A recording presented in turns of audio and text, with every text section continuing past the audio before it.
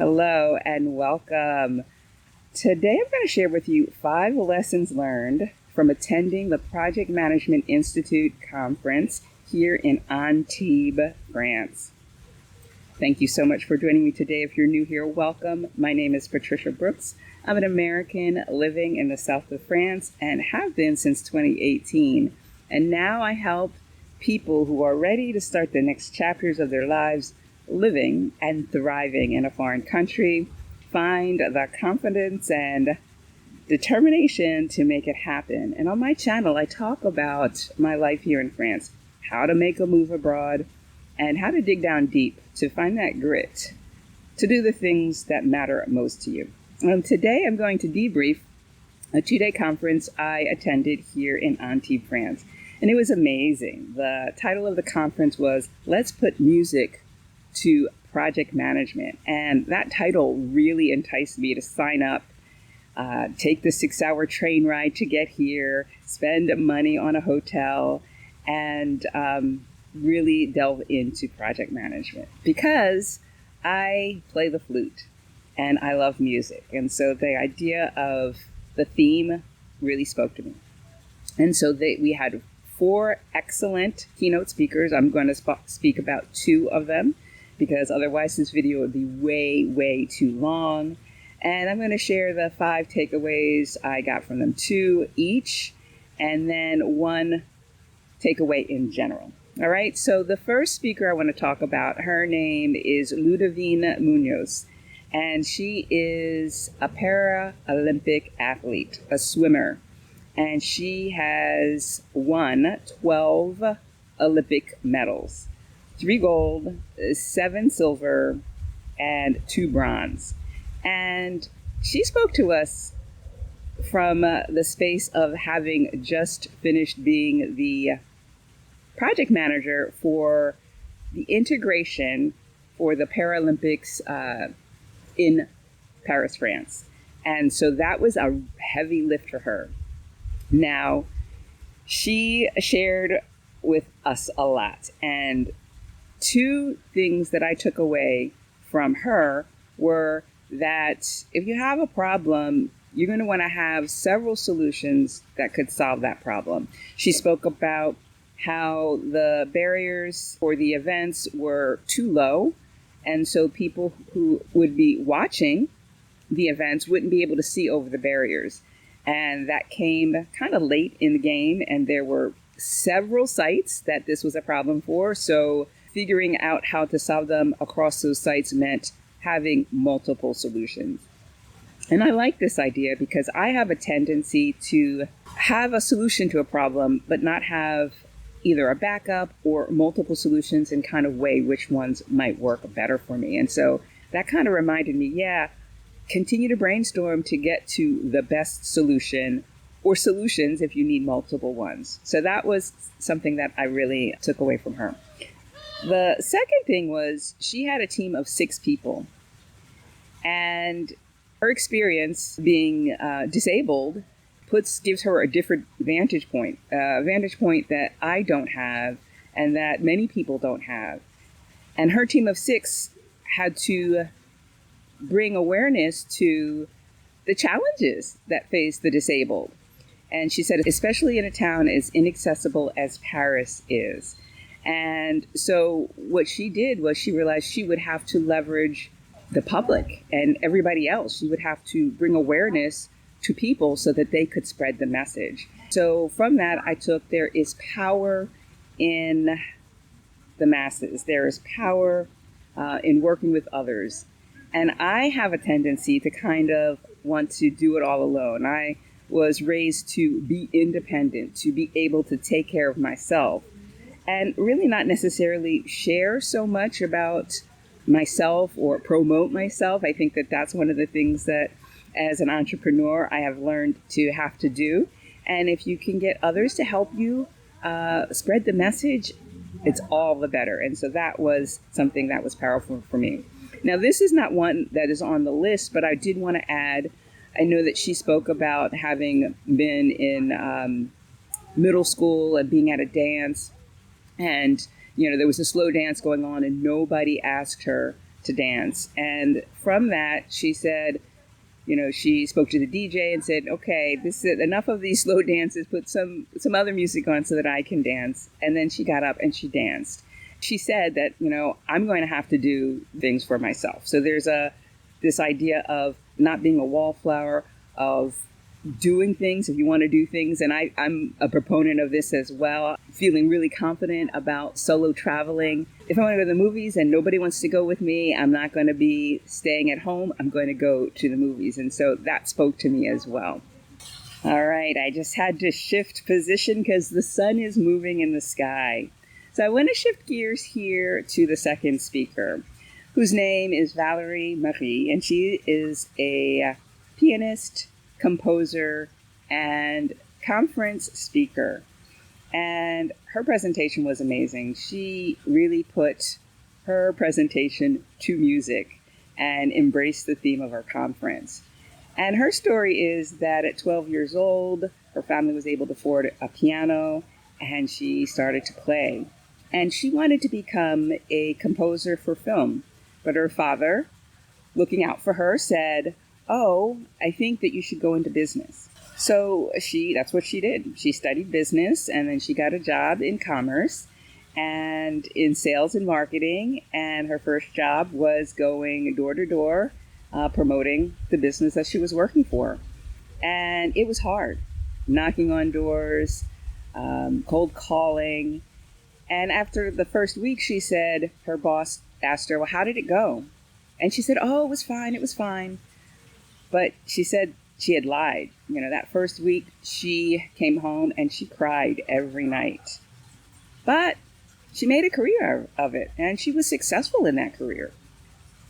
And then life happened, and she needed to shift. There was a car accident, and that gave her pause, and she realized that she really wanted to be a composer for film. And so she spoke with her family and said, "How can I make this happen? I've been in business for 20 years. How can we deal with this financially?" And so the first takeaway from her, which is the third on my list here, is reason versus passion. And this one is near and dear to my heart. I struggled with this because I was taught you get a good job, you work that job, you retire, and then you enjoy yourself. Then you do the things that speak to you. But at the age of 51, I shifted that narrative and I quit my job and I moved to France. And 3 years later, I started my business, which is now my passion. So when she was speaking about reason versus passion, I was like, yes. She had a 20-year career and she shifted gears, and it was hard. The first 5 years, she said she did not make the French minimum wage. And coming from a business career, that had to be hard. So there was one part where she was talking about the ups and downs of her career as an entrepreneur and how she had an appointment with the director of the Cannes Film Festival, and she thought, this is going to be my break. And the morning of that meeting, she got a call from the secretary who said, unfortunately, he is not going to be able to make the meeting today. He has an impromptu meeting with the mayor of Cannes, and so won't be able to attend. And so the day before, she had gotten the message that, yes, she was going to be meeting with him. And then the following morning, and so she was on top of the moon, and then the following day, her dreams were dashed. And she put this to music. And just so very moving, incredible. It really spoke to me. It spoke to me about the ups and downs of being in business for yourself, of having to be persistent. And she said that she decided that she was going to have to leverage the skills that she learned in business, in commerce, and she went door to door. And so that's what she did in order to get that meeting that she was so excited about and which later got canceled. She knocked on the door and she asked Secretary 1, can I have a meeting with this person? And the woman said, "Oh, well, do you have an appointment?" And she said, "No, but he's expecting me." And then she went to the next secretary, and that secretary said, "Do you have an appointment?" She said, "No, but he's expecting me." And she said, "No, that's not going to work." She went to the next floor, and there was a guard there, and she told the guard, "I wanted to see this director of the Cannes Film Festival." And he says, "Oh, do you have an appointment?" And she said, "No, but he's expecting me." And over and over until she got a yes. And so that was a takeaway for me, is perseverance and persistence. But more than that, she spoke about her competitive advantage. That 20 years of experience in business was not wasted. She learned to have a tough skin and to be able to assert herself so that she could get what she needed. And so that was a big takeaway for me, because until recently, I didn't really speak to the idea that I had been a project manager. And I think that was related to the fact that project management and my career in corporate were so intimately connected that I couldn't see that it wasn't project management that disappointed me. It was rather the culture in which I worked that caused me not to feel so appreciated or respected. And that left a bad taste in my mouth. But, 7 years away from that, I see that, I love organization. I love planning. I love putting together a project and seeing it go off without a hitch, or having a hitch and having to solve for that hitch. And so I have, over the last, 4 or 5 months, started to talk about project management in these videos, and how moving abroad is a project, and how when I help my coaching clients, there is an element of project management in there. And so I realize now that that is my competitive advantage. And Valerie spoke to that. And I was like, yes, absolutely. Absolutely. So reason versus passion, or for me, what I would call logic versus intuition, and balancing that. And the second thing for her was leveraging your competitive advantage, leveraging your past experience, because it's there for a reason. It's not to be taken for granted. This conference was incredible because of the speakers, because of the people I met, because of the place that it was held in. But it was also beneficial to me because it got me thinking about my business in a different way. Because as a coach, because as an entrepreneur, because as somebody who has skills that others might need as a project manager or an online marketer, an email marketer, I realized that I was selling myself short. Because on my LinkedIn profile before this conference, I had that I was a coach and what I did as a coach. But as an entrepreneur, as a solopreneur, I do a whole heck of a lot. I do it all.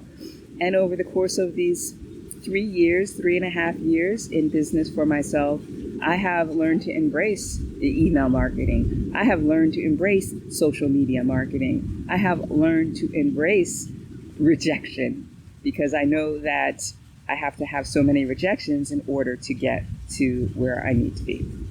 And so I started out as an entrepreneur who was a little bit resistant, a little bit like, okay, this is what I have to do. This will help me get the visa in France.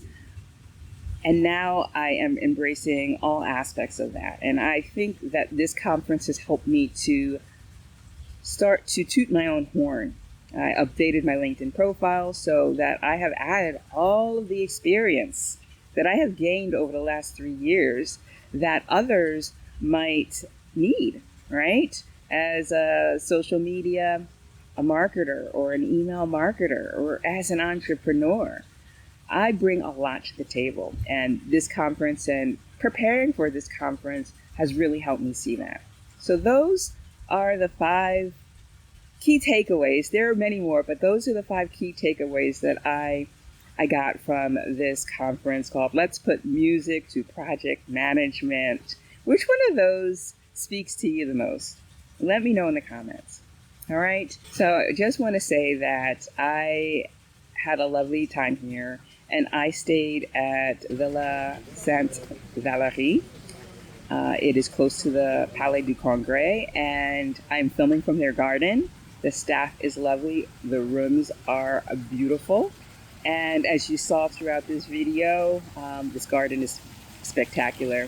The receptionist told me that, the leaves are starting to come out. She said in the summertime it is so much more lush and green. And I'm like, it's pretty lush right now. So I want to end on one final note. On the 19th of April, I have a Women Rising Roundtable online conference. And so if you're a woman who wants to make better decisions, wants to be able to put herself at the center of those decisions without feeling guilt, and would like to have some strategies on how to do that, then check out thecouragecatalyst.com/roundtable to learn more about this online workshop. And I hope to see you there. That is all I have for you today. If you enjoyed this video, be sure to like it, share with a friend, subscribe if you have not already, and I will see you again next time. Bye for now.